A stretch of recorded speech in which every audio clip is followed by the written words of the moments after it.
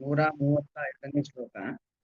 ನಮೋ ಮಹದ್ಭ್ಯೋಸ್ತು ನಮಃ ಶಿಶುಭ್ಯಃ ನಮೋ ಯುವಭ್ಯೋ ನಮಃ ವಟುಭ್ಯಃ ಯೇ ಬ್ರಾಹ್ಮಣಾಗಾಮವಧೂತಲಿಂಗಾಶ್ಚರಂತಿ ತೇಭ್ಯಃ ಶಿವಮಸ್ತು ರಾಜ್ಞಾಂ. ಈ 132ನೇ ಶ್ಲೋಕದ 3ನೇ ಭಾಗ. ಅಂದ್ರೆ ಈ ಒಂದು ಶ್ಲೋಕಕ್ಕೆ ಬೇರೆ ಬೇರೆ ರೀತಿಯಲ್ಲಿ ವ್ಯಾಖ್ಯಾನವನ್ನ ಮಾಡ್ತಾ ಇದ್ದಾರೆ. ರಘುಗಣರಾಜ ಜಡಭರತನಿಗೆ ಅವಮಾನವನ್ನ ಮಾಡಿದ್ದರಿಂದಾಗಿ ಎಲ್ಲರಲ್ಲೂ ಕ್ಷಮೆಯನ್ನ ಕೇಳ್ತಾ ಇರತಕ್ಕಂಥ ಒಂದು ಸಂದರ್ಭ. ಹಾಗಾಗಿ ಎಲ್ಲರಲ್ಲೂ ಕ್ಷಮೆ ಕೇಳ್ತಾ ಇದ್ದಾನೆ. ಅದು ಒಂದು ರೀತಿಯಾಗಾಯ್ತು. ಅಂದ್ರೆ ಭಗವಂತನ ಎಲ್ಲಾ ರೂಪಗಳಿಗೂ ಕೂಡ ನಮಸ್ಕಾರ ಎಂಬ ರೀತಿಯಲ್ಲಿ ವ್ಯಾಖ್ಯಾನವನ್ನ ಮಾಡಿದ್ರು. ಈಗ ಇನ್ನೊಂದು ರೀತಿಯಲ್ಲಿ ವ್ಯಾಖ್ಯಾನ, ಅಥವಾ ಏವಂ ಮಹತಾಂ ಮಹೀಯಾಂಸಂ ಶ್ರೀಹರಿಂ ನತ್ವ ಮಹತಃ ದೇವಾನಪಿ ಚತುರ್ವಿಧಾನ್ ನಮತಿ. ಈ ಹಿಂದೆ ಮಾಡಿದ ವ್ಯಾಖ್ಯಾನದ ಪ್ರಕಾರವಾಗಿ ಭಗವಂತನ 4 ಪ್ರಕಾರಗಳಿಗೆ ನಮಸ್ಕಾರ ಅಂತ ಹೇಳಿದ್ರು. ಈಗೇನ್ ಮಾಡ್ತಾ ಇದ್ದಾರೆ, ಮಹತಾಂ ಮಹೀಯಾಂಸಂ ಶ್ರೀಹರಿಂ ನತ್ವ, ಮಹಾತ್ಮರಿಗೂ ಮಹತ್ವನಾಗಿರತಕ್ಕಂಥ ಪರಮಾತ್ಮನ ನಮಸ್ಕಾರವನ್ನ ಮಾಡಿ, ಮಹತಃ ದೇವಾನಪಿ ಚತುರ್ವಿಧಾನ ನಮತಿ, 4 ರೀತಿಯಾಗಿರ್ತಕ್ಕಂಥ ದೇವತೆಗಳನ್ನು ನಮಸ್ಕರಿಸ್ತಾ ಇದ್ದಾರೆ. ನಮೋ ಮಹತ್ಯಃ ವಿಷ್ಣು ಬ್ರಹ್ಮ ರುದ್ರೇಭ್ಯ ನಮಸ್ತು. ಅಂದ್ರೆ ಎಲ್ಲಾ ಉಳಿದ ದೇವತೆಗಳಿಗೂ, ವಿಷ್ಣು ಬ್ರಹ್ಮ ರುದ್ರಾದಿ ದೇವತೆಗಳಿಗೆಲ್ಲ ನಮಸ್ಕಾರ. ತಥಾ ಶಿಶುಭ್ಯ ನಮೋಸ್ತು, ಹಾಗೆ ಶಿಶುಗಳಿಗೂ ನಮಸ್ಕಾರ. ಇತ್ಯಾದಿ ಯೋಜನೀಯಂ. ಅಂದ್ರೆ ದೇವತಾ ವರ್ಗದಲ್ಲೇ ಬೇರೆ ಬೇರೆ ತುಂಬಾ ಎತ್ತರದ ಸ್ಥಾನದಲ್ಲಿರುವವರು, ಮಧ್ಯದ ಸ್ಥಾನದಲ್ಲಿರ್ತಕ್ಕಂಥವ್ರು, ಕೆಳಗಿನ ಕಕ್ಷೆಯಲ್ಲಿ ತಾರತಮ್ಯ ಕಕ್ಷೆಯಲ್ಲಿ ಬೇರೆ ಬೇರೆ ಕಕ್ಷೆಯಲ್ಲಿ ಬರತಕ್ಕಂಥ ದೇವತೆಗಳಿಗೆ ನಮಸ್ಕಾರ. ನನು ವಿಷ್ಣು ಪ್ರಾಕ್ ಪ್ರಣತಃ. ಇದರಲ್ಲಿ ಪ್ರಶ್ನೆ, ಇಲ್ಲಿ ದೇವತೆಗಳಿಗೆ ಭಿನ್ನ ಭಿನ್ನ ದೇವತೆಗಳಿಗೆ ನಮಸ್ಕಾರ ಅಂತ ವ್ಯಾಖ್ಯಾನ ಮಾಡ್ತಾ ಇದ್ದಾರೆ. ವಸ್ತುತಃ ಭಗವಂತನಿಗೆ ಈಗಾಗಲೇ ನಮಸ್ಕಾರ ಮಾಡಾಗಿದೆ. ನಮೋ ಮಹತ್ಯ, ಮಹಾತ್ಮರಿಗಿಂತಲೂ ಮಹತ್ತಾದವನು ಭಗವಂತ. ಹಾಗೆ ಮಹತ್ಯ ಎಂಬ ಶಬ್ದದಿಂದ ಭಗವಂತನಿಗೆ ನಮಸ್ಕಾರ ಮಾಡಿ ಆಗಿದೆ. ಮತ್ತೆ ಯಾಕೆ ಪುನಃ ಇಲ್ಲಿ ಅಂತ ಹೇಳಿದ್ರೆ, ತಥಾ ಸತ್ಯಂ ದೇವತ್ವೇನಾತ್ರ ಗ್ರಹಣಾತ್. ಹಿಂದೆ ಮಾಡಿದ್ದು ಮಹಾತ್ಮರಿಗೂ ಮಹಾತ್ಮನಾದವನು ಭಗವಂತ ಅಂತ.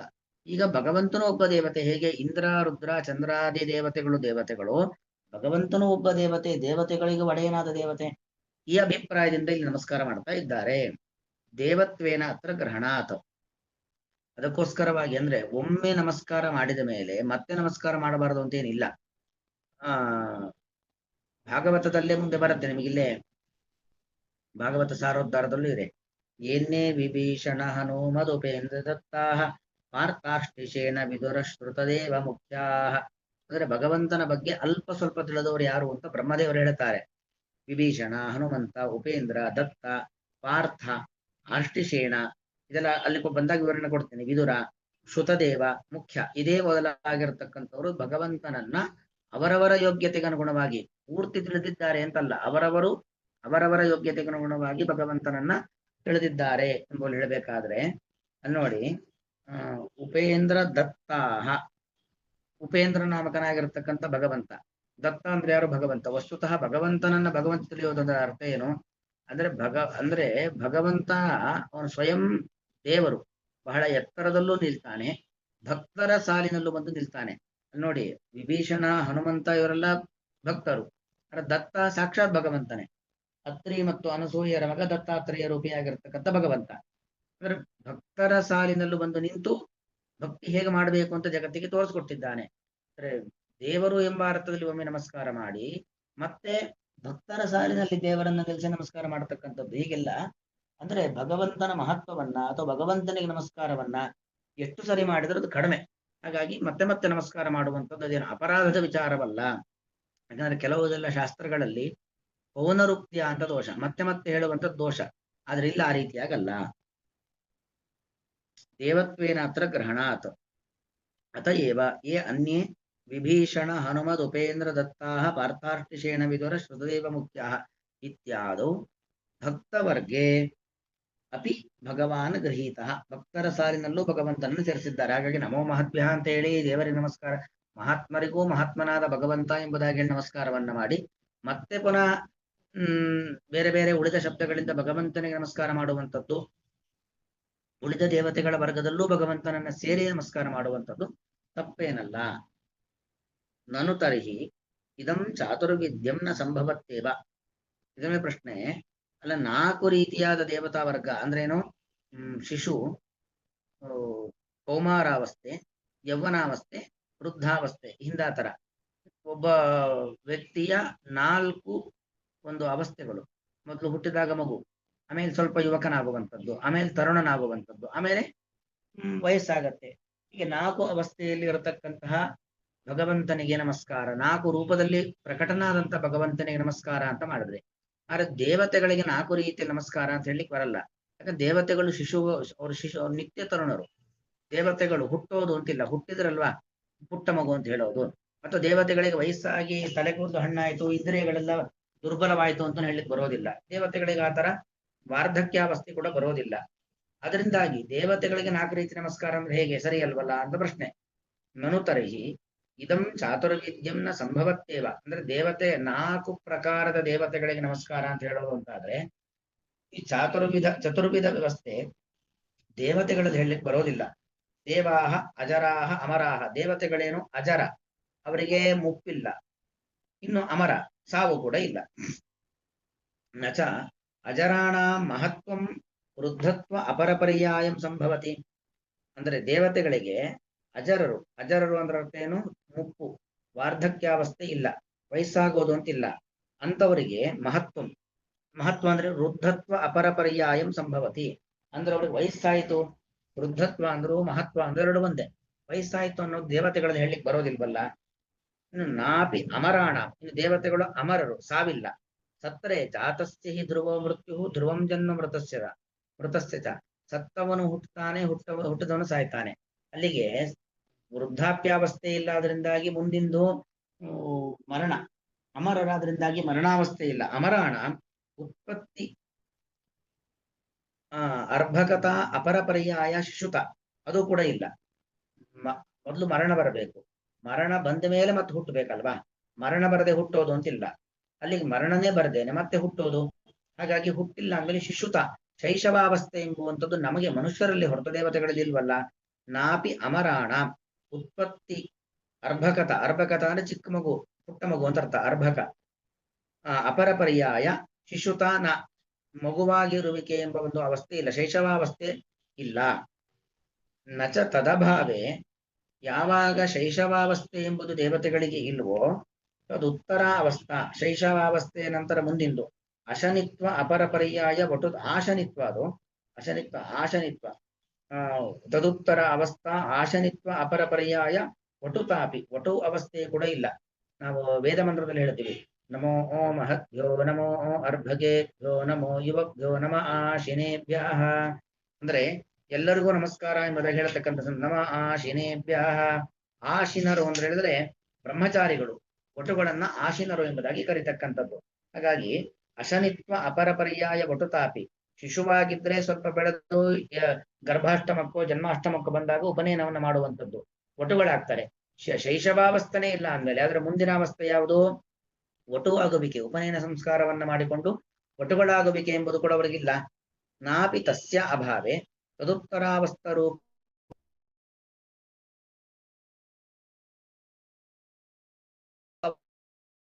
ಬರುವಾಗ ಅವರು ಯುವಕರು ಅಂತ ಕರೆಸ್ಕೊಳ್ತಾರೆ.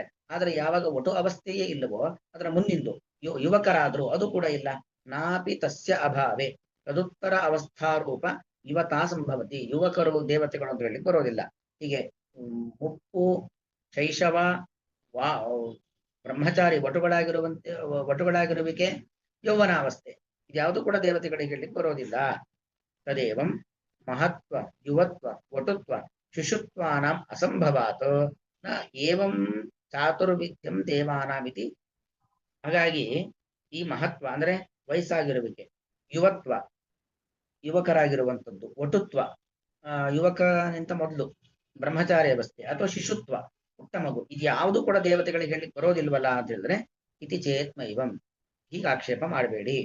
ದೇವಾನಾಂ ನಿತ್ಯ ಯುವತ್ವೇ ಅಪಿ ವಿವಕ್ಷಾ ವಿಶೇಷೇಣ ಮಹತ್ವಾದಿ ಉಪಪತ್ತೇ. ದೇವತೆಗಳು ನಿತ್ಯ ಯುವಕರು, ಅದರ ಬಗ್ಗೆ ಪ್ರಶ್ನೆ ಇಲ್ಲ.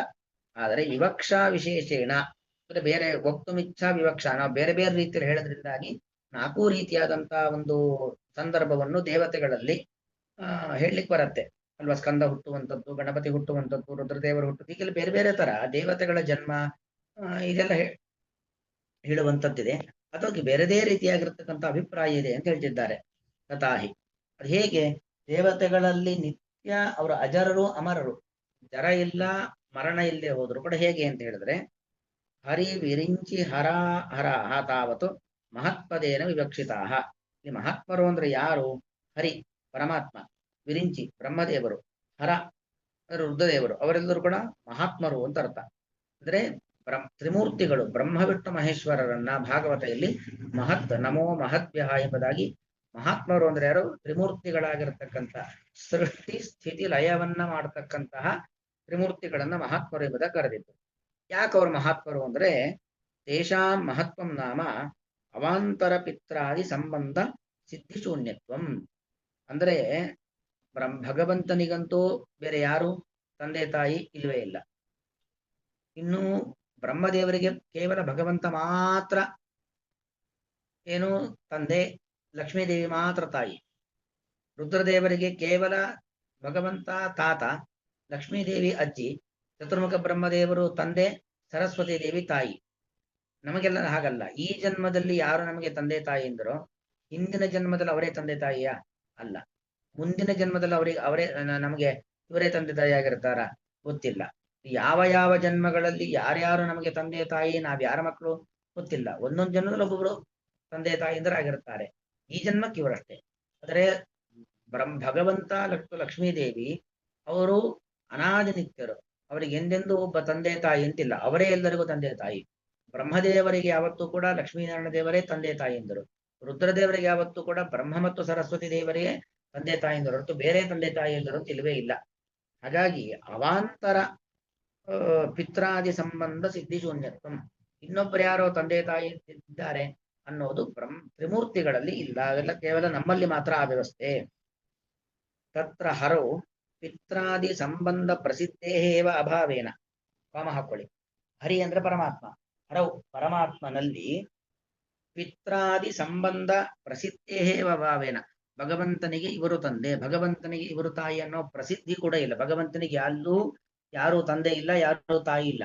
ಕೃಷ್ಣಾವತಾರದಲ್ಲಿ ವಸುದೇವ ದೇವಕಿಯರಿದ್ದಾರೆ, ರಾಮಾವತಾರದಲ್ಲಿ ದಶರಥ ಕೌಸಲ್ಯರಿದ್ದಾರೆ ಅಂತ ಹೇಳಿದ್ರೆ ಕೇವಲ ಅವರು ತಂದೆ ತಾಯಿ ಅಂದ್ರೆ ಅವರಿಲ್ಲದೆ ರಾಮ ಹುಟ್ಟುತ್ತಾ ಇರಲಿಲ್ಲ, ವಸುದೇವ ದೇವಕಿಯರಿಲ್ಲದೆ ಕೃಷ್ಣ ಹುಟ್ಟುತ್ತಾ ಇರಲಿಲ್ಲ ಅಂತ ಅರ್ಥ ಅಲ್ಲ. ಅವರನ್ನ ಅನುಗ್ರಹ ಮಾಡ್ಲಿಕ್ಕೋಸ್ಕರವಾಗಿ ಅವರ ಮೂಲಕ ಇದ್ದಂತ ಭಗವಂತ ಪ್ರಕಟನಾದದ್ದು, ಹೊರತು ಅವರಿಂದ ಗರ್ಭವಾಸದ ದುಃಖವನ್ನ ಅನುಭವಿಸಿ ಭಗವಂತ ಭೂಮಿಗೆ ಬಂದದ್ದಲ್ಲ. ಹಾಗಾಗಿ ಭಗವಂತನಿಗೆ ಯಾವುದೇ ತಂದೆ ತಾಯಿ ಅಂತ ಇಲ್ವೇ ಇಲ್ಲ. ಇದು ಪ್ರಸಿದ್ಧವಾದದ್ದು. ಇನ್ನು ವಿರಿಂಚೇಹೆ ಹರೇಹೆ ಚ, ವಿರಿಂಚಿ ಅಂದ್ರೆ ಚತುರ್ಮುಖ ಬ್ರಹ್ಮದೇವರು, ಹರಿ ಹರ ಹರ ಅಂದ್ರೆ ಹೇಳಿದ್ರೆ ರುದ್ರದೇವರು, ಹರೇ ಚ ಹರೇಹೆ ಚ ಷಷ್ಠಿ ಭಕ್ತಿ ಏಕವಚನ, ವಿರಿಂಚೇಹೆ ಹರೇಹೆ ಚ ತತ್ಸತ್ವೇಪಿ. ಬ್ರಹ್ಮದೇವರಿಗೂ ರುದ್ರದೇವರಿಗೂ ತಂದೆ ತಾಯಿಯಿಂದರಿದ್ದಾರೆ. ಬ್ರಹ್ಮನಿಗೆ ಲಕ್ಷ್ಮೀನಾರಾಯಣ ದೇವರು ತಂದೆ ತಾಯಿ, ರುದ್ರದೇವರಿಗೆ ಬ್ರಹ್ಮ ಸರಸ್ವತಿಯರು ತಂದೆ ತಾಯಿಯಿಂದರಿದ್ದಾರೆ. ಇದ್ದರೂ ಕೂಡ ತತ್ಪಿತ್ರಾದೌ ಅಸಾಧಾರಣತ್ವ ರೂಪ ಅವಾಂತರತ್ವ ಅಭಾವೇನ ವಿಶಿಷ್ಟಾಭಾವ ಸತ್ವಾತು. ಅದರ ಅರ್ಥ ಏನು? ತತ್ಪಿತ್ರಾದೌ ಅಸಾಧಾರಣತ್ವ ರೂಪ ಅವಾಂತರತ್ವ ಅಭಾವೇನ. ಈಗ ನೋಡಿ, ನನ್ನ ತಂದೆ ತಾಯಿ ನನಗ್ ಮಾತ್ರ ತಂದೆ ತಾಯಿ, ಇನ್ನೊಬ್ಬರಿಗೆ ತಂದೆ ತಾಯಿ ಅಲ್ಲ. ಆದರೆ ಬ್ರಹ್ಮದೇವರು ಎಲ್ಲರಿಗೂ ತಂದೆ ತಾಯಿ, ಪರಮಾತ್ಮ ಎಲ್ಲರಿಗೂ ತಂದೆ ತಾಯಿ. ಅಲ್ಲಿಗೆ ಎಲ್ಲರಿಗೂ ತಂದೆ ತಾಯಿಯಾಗಿರ್ತಕ್ಕಂಥ ಭಗವಂತ ಮಾತ್ರ, ಅಂದ್ರೆ ಸಾಧಾರಣ ಅಂದ್ರೆ ಕಾಮನ್ ಟು ಆಲ್, ಎಲ್ಲರಿಗೂ ತಂದೆ ತಾಯಿಯಾಗಿರ್ತಕ್ಕಂಥ ಭಗವಂತ ಇದ್ದಾನಲ್ಲ, ಅವ್ರು ಮಾತ್ರ ಬ್ರಹ್ಮದೇವರಿಗೆ ತಂದೆ ತಾಯಿ, ಮತ್ತು ಬೇರೆ ಯಾರೂ ಇಲ್ಲ. ಅಂದ್ರೆ ಒಂದು ಪ್ರತ್ಯೇಕವಾಗಿ, ಹೇಗೆ ನನಗೆ ನನ್ನ ತಂದೆ ತಾಯಿ ಮಾತ್ರ ನನಗೆ ತಂದೆ ತಾಯಿ ನಮ್ಮೆಲ್ಲರಿಗೂ, ಆ ತರ ಬ್ರಹ್ಮದೇವರಿಗೆ ಭಗವಂತ ಬ್ರಹ್ಮದೇವರಿಗೆ ಮಾತ್ರ ತಂದೆ ತಾಯಿ ಅಲ್ಲ, ಮತ್ತೇನು ಎಲ್ಲರಿಗೂ ತಂದೆ ತಾಯಿ. ಇನ್ನು ರುದ್ರದೇವರ ವಿಷಯಕ್ಕೆ ಬಂದ್ರೆ, ರುದ್ರದೇವರಿಗೆ ತಂದೆ ತಾಯಿ ಯಾರು? ಬ್ರಹ್ಮ ಸರಸ್ವತಿಯರು. ಬ್ರಹ್ಮ ಸರಸ್ವತಿಯರು ರುದ್ರದೇವರಿಗೆ ಮಾತ್ರ ತಂದೆ ತಾಯಿ ಅಲ್ಲ. ಹೇಗೆ ನಮ್ಮ ತಂದೆ ತಾಯಿಯಂದರು ನಮಗೆ ಮಾತ್ರ ತಂದೆ ತಾಯಿಯಂದರು, ಹಾಗೆ ರುದ್ರದೇವರಿಗೆ ಬ್ರಹ್ಮ ಸರಸ್ವತಿಯರು ಅವರಿಗೆ ಮಾತ್ರ ತಂದೆ ತಾಯಿ ಇಲ್ಲ. ಬ್ರಹ್ಮ ಸರಸ್ವತಿಯರು ಸೃಷ್ಟಿಕರ್ತರು, ಹಾಗಾಗಿ ಇಡೀ ಜಗತ್ತಿಗೆ ತಂದೆ ತಾಯಿ. ಹಾಗಾಗಿ ಅವರು ಸಾಧಾರಣ ದಂಪತಿ, ಸಾಧಾರಣ ಮಾತೃತ್ವ ಪಿತೃತ್ವ. ಸಾಧಾರಣ ಅಂದ್ರೆ ಜನರಲ್, ಎಲ್ಲರಿಗೂ ತಂದೆ ಎಲ್ಲರಿಗೂ ತಾಯಿ. ಜಗತ್ತಿನಲ್ಲಿರುವಂತ ಎಲ್ಲರಿಗೂ ಚತುರ್ಮುಖ ಬ್ರಹ್ಮದೇವರು ಸರಸ್ವತಿ ದೇವಿ ತಂದೆ ತಾಯಿಯಂದರು, ಜಗತ್ತಿನಲ್ಲಿ ಇರತಕ್ಕಂಥ ಎಲ್ಲರಿಗೂ ಲಕ್ಷ್ಮೀನಾರಾಯಣ ದೇವರು ತಂದೆ ತಾಯಿಯಂದರು. ಅಂದ್ರೆ ನೋಡಿ, ಬ್ರಹ್ಮದೇವರ ತಂದೆ ತಾಯಿ ಅವರಿಗೆ ಮಾತ್ರ ತಂದೆ ತಾಯಿ ಇಲ್ಲ, ಎಲ್ಲರಿಗೂ ತಂದೆ ತಾಯಿ. ರುದ್ರದೇವರ ತಂದೆ ತಾಯಿ ಅವ್ರಿಗೆ ಮಾತ್ರ ತಂದೆ ತಾಯಿ ಅಲ್ಲ, ಎಲ್ಲರಿಗೂ ತಂದೆ ತಾಯಿ. ಆದರೆ ನಮಗ್ ಹಾಗಲ್ಲ. ಅಲ್ಲಿಗೇನಾಯ್ತು, ಪಿತ್ರಾದಿ ಸಂಬಂಧ ಇಲ್ಲ. ಆದ್ರಿಂದಾಗಿ ಬ್ರಹ್ಮ, ರುದ್ರ ಮತ್ತು ವಿಷ್ಣು ಇವರು ಮಹತ್ ಶಬ್ದದಿಂದಾಗಿ ಅವರನ್ನ ಕರೆಯುವಂಥದ್ದು. ಹೀಗೆ ಇನ್ನೊಮ್ಮೆ ಓದ್ತೀನಿ. ತತ್ರ ಹರವು, ಹರವು ಅಂದ್ರೆ ಪರಮಾತ್ಮದಲ್ಲಿ, ಪಿತ್ರಾದಿ ಸಂಬಂಧ ಪ್ರಸಿದ್ಧೇ, ಭಗವಂತನಿಗೊಬ್ಬ ತಂದೆ ಇಲ್ಲ, ಭಗವಂತನಿಗೊಬ್ಬ ತಾಯಿ ಇಲ್ಲ ಅನ್ನೋದು ಪ್ರಸಿದ್ಧಿ. ಪ್ರಸಿದ್ಧೇಹೇ ಏವ ಅಭಾವೇನ ಕಾಮ. ಇನ್ನು ವಿರಿಂಚಿ ಹರೇಹ ಚ ತತ್ಸತ್ವೇಪಿ, ಬ್ರಹ್ಮದೇವರಿಗೂ ತಂದೆ ತಾಯಿ ಅಂತಿದ್ದಾರೆ, ರುದ್ರದೇವರಿಗೂ ತಂದೆ ತಾಯಿ ಇದ್ದಾರೆ. ಇದ್ರೂ ಕೂಡ ತತ್ಪಿತ್ರಾದವು ಅಸಾಧಾರಣತ್ವ ರೂಪ ಅವಾಂತರತ್ವ ಅಭಾವೇನ, ಅಂದ್ರೆ ಅಸಾಧಾರಣ ಮಾತೃತ್ವ ಪಿತೃತ್ವ, ಅಸಾಧಾರಣ ಮಾತೃತ್ವ ಪಿತೃತ್ವ ಅಂದ್ರೆ ನಮಗ್ ಮಾತ್ರ, ಇವರು ಇಂಥವ್ರಿಗೆ ಮಾತ್ರ ತಂದೆ ತಾಯಿ, ಆ ತರ ಇಲ್ಲ. ಅವ್ರು ಎಲ್ಲರಿಗೂ ತಂದೆ ತಾಯಿ ಬ್ರಹ್ಮದೇವರು. ಇನ್ನು ಪರಮಾತ್ಮ ಲಕ್ಷ್ಮೀ ದೇವಿನೂ ಅಷ್ಟೇ, ಎಲ್ಲರಿಗೂ ತಂದೆ ತಾಯಿ. ಅಸಾಧಾರಣತ್ವ ರೂಪ ಅವಾಂತರತ್ವ, ಸಾಧಾರಣತ್ವ ನಾಮ ಅಂದ್ರೆ ಎಲ್ಲರಿಗೂ ತಂದೆ ತಾಯಿ ಅಂತ ಅರ್ಥ, ಅಸಾಧಾರಣತ್ವ ಅಂದ್ರೆ ಅವ್ರಿಗೆ ಮಾತ್ರ ಅಂತ ಅರ್ಥ. ಅವಾಂತರತ್ವ ಅಭಾವೇನ ವಿಶಿಷ್ಟಾಭಾವ ಸತ್ವಾತು.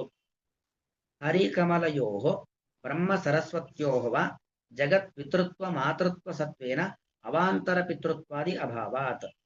ಅದೇ ನೋಡಿ, ಹರಿಕಮಲ, ಹರಿ ಅಂದ್ರೆ ಪರಮಾತ್ಮ, ಕಮಲ ಅಂದ್ರೆ ಲಕ್ಷ್ಮೀ ದೇವಿ, ಮತ್ತು ಬ್ರಹ್ಮ ಸರಸ್ವತ್ಯೋ, ಚತುರ್ಮುಖ ಬ್ರಹ್ಮದೇವರು ಮತ್ತು ಸರಸ್ವತಿ ದೇವಿಯರು.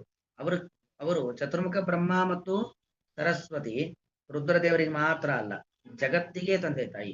ಲಕ್ಷ್ಮೀ ದೇವಿ ಮತ್ತು ಪರಮಾತ್ಮ ಚತುರ್ಮುಖ ಬ್ರಹ್ಮದೇವರಿಗೆ ಮಾತ್ರ ತಂದೆ ತಾಯಿ ಅಲ್ಲ, ಜಗತ್ತಿಗೆ. ಜಗತ್ ಪಿತೃತ್ವ ಜಗತ್ ಮಾತೃತ್ವ ಸತ್ವೇನ ಅವಾಂತರ ಪಿತೃತ್ವಾದಿ ಅಭಾವಾತ್. ಯಾರೋ ಒಬ್ರಿಗೆ ಮಾತ್ರ ಮೀಸಲಾಗಿ ತಂದೆ ತಾಯಿ ಅಂತಿಲ್ಲ. ಹಾಗಾಗಿ ಅವರು ಮಹಾತ್ಮರು. ಇದಮೇವಚ ವೃದ್ಧತ್ವಮಿತಿ ಗೀಯತೆ.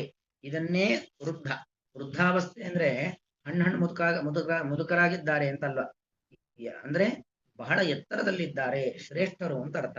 ಯಾಕೆ ಶ್ರೇಷ್ಠರು ಅಂದ್ರೆ ಅವರಿಗೆ ಒಂದು ಪ್ರತ್ಯೇಕವಾದ ಯಾರೋ ಒಬ್ಬ ತಂದೆ ತಾಯಿ ಅಂತ ಇಲ್ಲ ಅನ್ನೋ ಕಾರಣಕ್ಕೋಸ್ಕರವಾಗಿ. ಮಹತಾಂ ಮಹೀಯಸಿ ಕಶ್ಚಿನ್ ಮಹಾನ್ ಅಸ್ತಿ ನ ಕಾಮನಿರ್ಜಯ ಮಹಾದೇವೇ. ಕಾಮನಿರ್ಜಯ ಅಲ್ಲಿಗೆ ಒಂದು ಕಾಮ ಹಾಕೊಳ್ಳಿ, ಅನ್ನೊಂದು ಭಗವದ್ಗೀತೆ ಶ್ಲೋಕ. ಲಕ್ಷ್ಮೀ ಸ್ವಯಂವರದ ಸಂದರ್ಭದಲ್ಲಿ ಲಕ್ಷ್ಮಿ ಯಾರಿಗೆ ಹಾರ ಹಾಕಬೇಕು ಅಂತ ಅಲ್ಲಿ ಎಲ್ಲರಿಗೂ ಕುತೂಹಲ. ಲಕ್ಷ್ಮಿ ಎಲ್ಲರನ್ನೂ ಹೆಸರು ಉಲ್ಲೇಖ ಮಾಡ್ತಾರೆ, ಎಲ್ಲರಲ್ಲೂ ಒಂದೊಂದು ದೋಷವನ್ನ ಹೇಳಿ ನಾನು ಇವ್ರು ಯಾರಿಗೂ ಹಾರ ಹಾಕೋದಿಲ್ಲ ಅಂತ ಹೇಳಿ ಪರಮಾತ್ಮನಿಗೆ ಕೊನೆಗೆ ಹಾರ ಹಾಕ್ತಾರೆ. ಅಲ್ಲಿ ಬಂದಿರತಕ್ಕಂಥ ಒಂದು ಮಾತು, ಕಶ್ಚಿನ್ನ ಮಹಾನ್, ಯಾರೊಬ್ಬ ಮಹಾತ್ಮ ಇದ್ದಾನೆ, ಆದ್ರೆ ನತಸ್ಯ ಕಾಮನಿರ್ಜಯ, ಅವನಿಗೆ ಕಾಮನಿರ್ಜಯ ಇಲ್ಲ ಅಂತ ಹೇಳಿ ಬ್ರಹ್ಮದೇವರಿಗೆ, ಕಾಮವನ್ನ ಗೆದ್ದವರಲ್ಲ ಅಂತೇಳಿ ಬ್ರಹ್ಮದೇವರನ್ನ ಅವರು ದೂರೀಕರಿಸ್ತಾರೆ. ಇನ್ನು ಹಾಗೆ ಮಹಾದೇವ ಇತ್ಯಾದು ಅವಾಂತರ ಪಿತ್ತಾದಿ ಸಂಬಂಧವತ್ವೇನ ಪ್ರಸಿದ್ಧತ್ವಮೇವ ಹಿ ಶಿಶುತ್ವಂ ವೃದ್ಧತ್ವ ಪ್ರತಿರೂಪತ್ವಾತು ಶೈಶವಸ್ಯ. ಅವಾಂತರ ಪಿತ್ರಾದಿ ಸಂಬಂಧವತ್ವೇನ ಅಂದ್ರೆ ಚತುರ್ಮುಖ ಬ್ರಹ್ಮದೇವರಲ್ಲಿ ಅವಾಂತರ ಪಿತೃತ್ವ ಇದೆ. ಅಂದ್ರೆ ಅರ್ಥ ಏನು, ಕೇವಲ ರುದ್ರದೇವರಿಗೆ ಮಾತ್ರ ಅಲ್ಲ, ಇಡೀ ಜಗತ್ತಿಗೆ ಅವರೇನಾಗಿದ್ದಾರೆ, ತಂದೆ ತಾಯಿಯಂದರು ಆಗಿದ್ದಾರೆ. ತಚ್ಚ ಸ್ಕಂದೇಂದ್ರಾದೋ ಅಪಿ, ಸ್ಕಂದೇಂದ್ರಾದೋ ಅಸ್ತಿ. ಸ್ಕಂದ ದೇವ ದೇವ ಸೇನೆಯ ನಾಯಕ ಸ್ಕಂದ, ಇಂದ್ರ ದೇವಾಧಿಪತಿಯಾಗಿರ್ತಕ್ಕಂಥ ಇಂದ್ರ, ಎಲ್ಲರಲ್ಲೂ ಇಂಥದ್ದಿದೆ. ತೇಯೇವ ಅರ್ಭಕ ಪದ ಪರ್ಯಾಯ ಶಿಶುಪದೇನ ವಿವಕ್ಷಿತ. ಹಾಗಾಗಿ ಅರ್ಭಕ ಮಕ್ಕಳು ಅಂದ್ರೆ ಯಾರು, ಯಾರು ಈ ಎಲ್ಲ ದೇವತೆಗಳು ಬ್ರಹ್ಮರುದ್ರಾದಿಗಳ ಮಕ್ಕಳು. ಮಕ್ಕಳು ಅಂದ್ರೆ ಈ ದೇವತೆಗಳೇ ಮಕ್ಕಳು ಅಂತ ಅರ್ಥ. ಅಲ್ಲಿಗೆ ಶಿಶುಗಳು ಅಂದ್ರೆ ಇವರೆಲ್ಲರೂ. ಇನ್ನು ಯುವಕರು ಹೇಗೆ, ಒಟುಗಳು ಹೇಗೆ ಅಂತ ನಿರೂಪಣೆ ಮಾಡ್ತಾರೆ. ಅದನ್ನ ಮುಂದಿನ ಭಾಗದಲ್ಲಿ ನೋಡೋಣ. ಶ್ರೀ ಕೃಷ್ಣಾರ್ಪಣ ಮಸ್ತು.